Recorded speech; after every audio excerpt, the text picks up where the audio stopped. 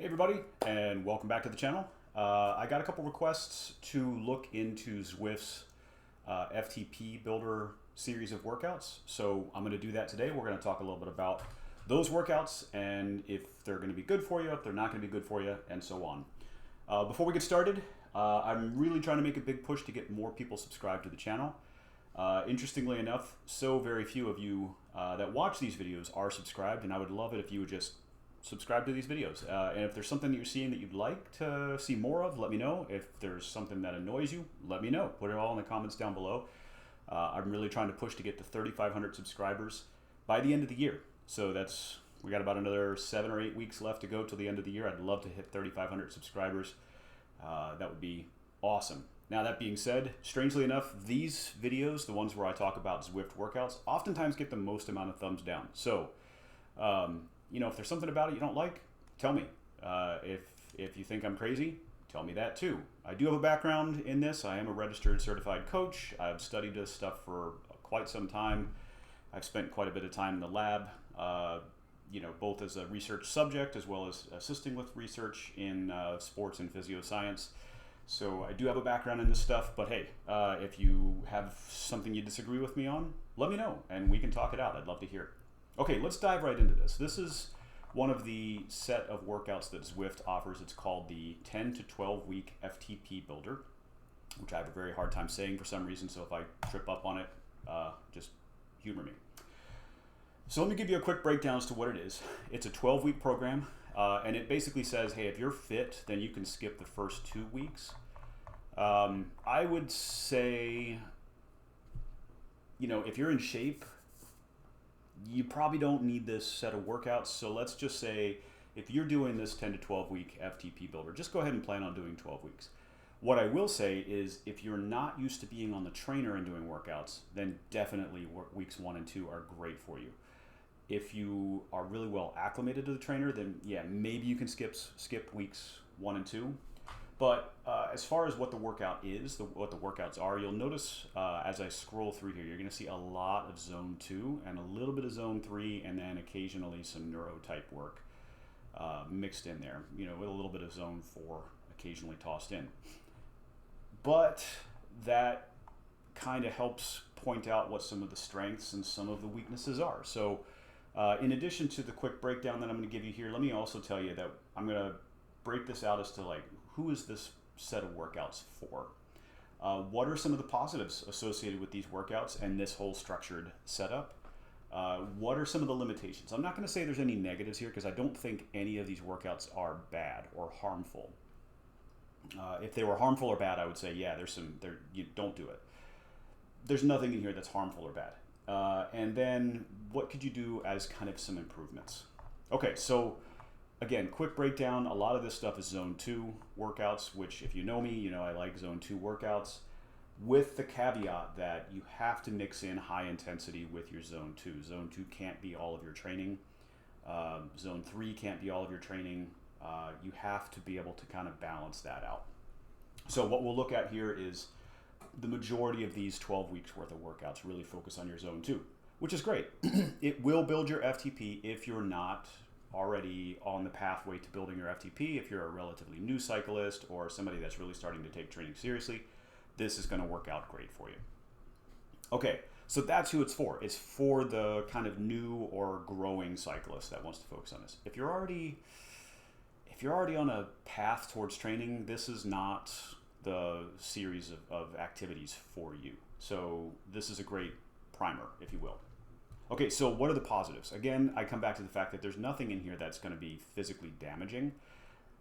So there's not a whole lot of negatives. The positives are it really does focus on getting you to be a little bit more structured with your approach to these things. Where I see some of the challenges, though, is it doesn't really clearly say when you should be doing rest, when you should be doing these types of activities. In a 4-day training week, is it saying, hey, these are the 4 activities you do, but you can do 3 other days too? Or is it saying, no, you should really rest those 3 other days? I will tell you there's no clean answer to that. It depends on the athlete. It depends on the time that you have available to train. It depends on your fitness level. It depends on a number of things, whether or not I would prescribe 6 or even 7 days worth of workouts. or whether I would prescribe 4 and 3 days of rest. If you're really new to this, then 4 plus 3 days of rest is actually good, but it's not, Monday, Tuesday, Wednesday, Thursday, and then Friday, Saturday, Sunday, you rest. That doesn't work. So it doesn't really tell you those types of things. That's one of the limitations of this. One of the other limitations, again, is you're going to see that the majority of these workouts are keeping you in the zone 2. Some of them for extended periods of time, which is, I think, great. 6 minutes on, 2 minutes off. It's a great start to zone 2. I'm going to say this one says day 5 optional. Yeah, don't do that. This one's a dumb workout. And then keep moving on through. You see, again, a lot more zone 2. In this case, you see a little bit of, intensity type work, but the problem is it's not long enough to be really intense work. But, okay, they put it in there. I guess they're trying to make things a little bit interesting for you. And then a little bit of sweet spot work in here as well. Again, this is designed to push you by elevating your base and elevating your aerobic fitness, which if you elevate your aerobic fitness, in theory, then your anaerobic fitness also improves, and then, of course, your ability to do work over time, or your FTP, is also improved. This is true to an extent, but this is a quick way to a plateau as well. So, again, lots of Zone 2 work. Huge fan of Zone 2 work. I'm not sure exactly what the purpose of this type of workout is. But, yeah, lots and lots of Zone 2 work. You're going to start seeing, about the halfway point, you're going to start seeing a little bit more intensity. So you're going to see some of these Zone 4 efforts, just sub-threshold mixed in with a little bit of sweet spot. This is good. This is starting to push your cardiac development or cardio development a little bit more and more as we go along. So these are intended to be a little bit more intense, and that's great. That's what we're looking for. But what I'm not seeing here is as we go along, it doesn't ever really spike above that. You don't get anything significantly more challenging. 5 minutes of sub-threshold with a 3-minute rest. It'll be tiring, but it's not really going to push your anaerobic capabilities. So that's, to me, one of the biggest limitations of this is that, yes, it may raise your FTP, but this is a guaranteed path towards plateauing because you're never really pushing, you're never really doing hard workouts. So if you're looking to just kind of bump those numbers up a little bit and then use that as a basis to start doing higher intensity training, I think that's a great plan. If you think this is going to get you ready for race day, I don't think that's going to be the case. Okay, so let's talk some suggested improvements here really quick. Let's go back up to the top. Day 1 through 4, what I would suggest is you focus on, really through all of these weeks, you focus on doing rest where you need to rest. If you're not used to working out 6 or 7 days a week, then you need to inject rest in here. And I would suggest that maybe a day workout that's relatively straightforward, a slightly harder workout, then some rest, then zone 2 workout, then some rest, and so on. It is appropriate. Then I would look for things that just don't seem to make a lot of sense. Again, this workout doesn't really make a whole lot of sense. I think the whole point of this workout is just, hey, why don't you get on the bike and spin? Active recovery.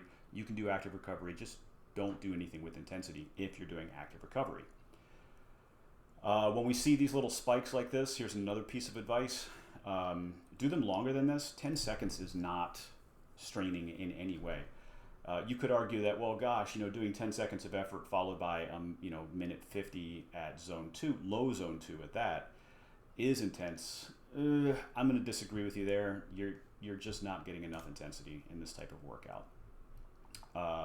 You'll notice it starts out with like 4 and 5 days to start, and then it gets into consistent 5 days. That's really to build you up. There's nothing wrong with that whatsoever. But you shouldn't necessarily limit yourself to 5 days if you don't want to. If you wanted to add some longer and more intensity type days, you should, especially towards the latter half of this. Once you get to week 7, let's say you're doing 5 days of structured workouts, which, by the way, this is a throwaway workout.